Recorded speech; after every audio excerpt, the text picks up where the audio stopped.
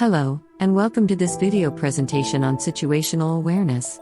In today's video, we'll go over several situations that our agents out in the field have encountered, and examine the root causes so that you can avoid these hazards moving forward. The first thing to keep in mind is the golden rule of working on all machinery, not just the equipment you may find out in the field in your trade of choice. Remember, whenever in doubt, and even if you feel certain that the machine is not electrically connected, to check your voltage and make sure that there is no current running through the machine.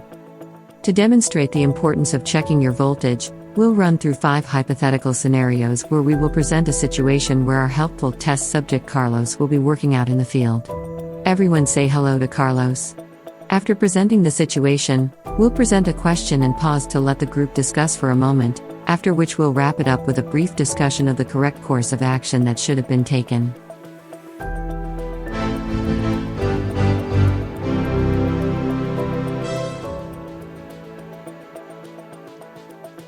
Let's start out with an easy one. Carlos is responding to a no-heat call for a rooftop at an office building at an abandoned Air Force base. With his tools in tow, Carlos opens up the service panel to the electrical connections and begins to check the connections, ensuring that they're tight and allow for stable communication. Is there anything Carlos forgot to do?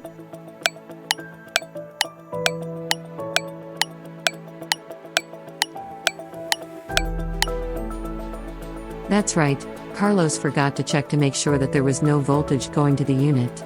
Keep in mind that most of the tools you use in the field are made out of a conductive metal and easily allow for current to jump from the machine to your body, causing an opportunity for grievous bodily harm. Carlos could have avoided injury by checking for voltage before working on the machine. Also, Carlos is not wearing any pants. Let's fix that now.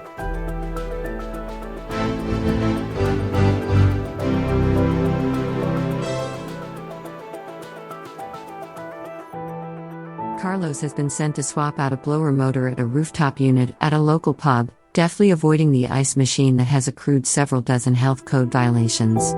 Learning from his past mistakes, Carlos first switches off the unit disconnect.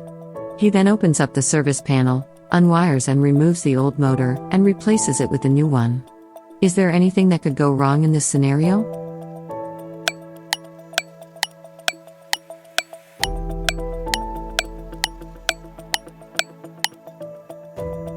Although Carlos was prudent in turning off the unit disconnect, fork-style disconnects corrode over time and could leave legs of power active, even if the lever is in the off position.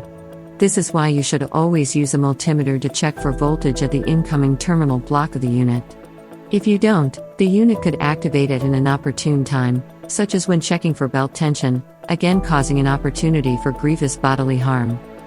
Don't worry, Carlos. Although insurance won't cover any sort of prosthetic replacement for your hand, we swapped that puppy out with an 11-in-1. Now you're more useful than ever.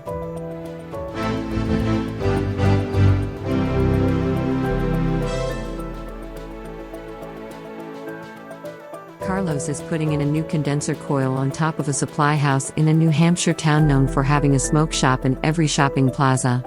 Carlos has shut off the disconnect, checked the incoming voltage and proceeds to swap out the coil.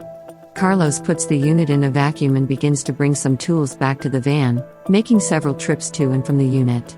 Is there anything that Carlos overlooked?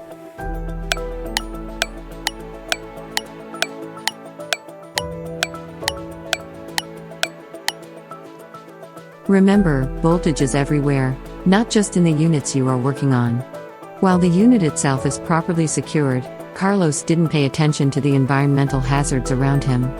When working on rooftops, it is common to have ponding of water, and using equipment like vacuum pumps and recovery machines poses an electrocution hazard. Always be sure to use a GFCI protected outlet when operating any plug-in machinery during the course of operations. Situations like this, though they seem unlikely, do happen.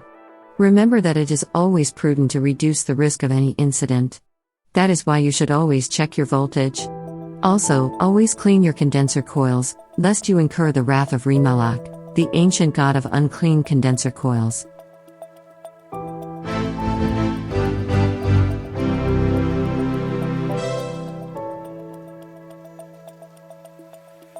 We have sent Carlos to an airplane engine manufacturing plant to work some high voltage connections.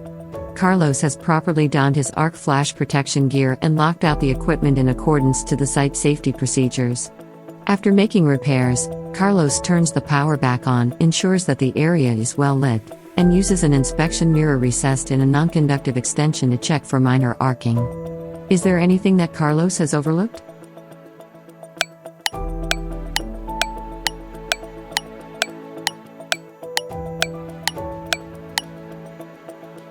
While Carlos has done everything properly as per most standards, he forgot to take into account that sheer white light that passes through an electric field generated by over 600 volts directed at a concave reflective surface can create a rudimentary form of laser. Remember that voltage can affect you in both direct and indirect ways. Also, when dealing with reflective surfaces, be sure not to look into them during the witching hour and repeat the phrase "Harbor Freight" 3 times, as this will summon the robber. Should you reach into his bucket, you will either be rewarded with a quality tool at a low price, or ensnared and forced to listen to the long history of punters who played for the Philadelphia Eagles.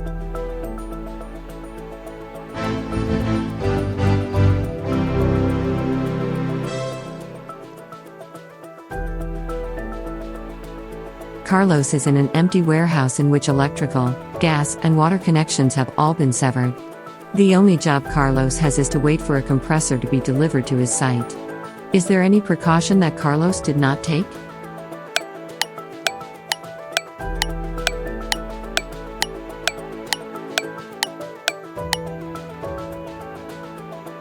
Carlos forgot to take into account that he is within a 2.5-mile radius of Dave Makos.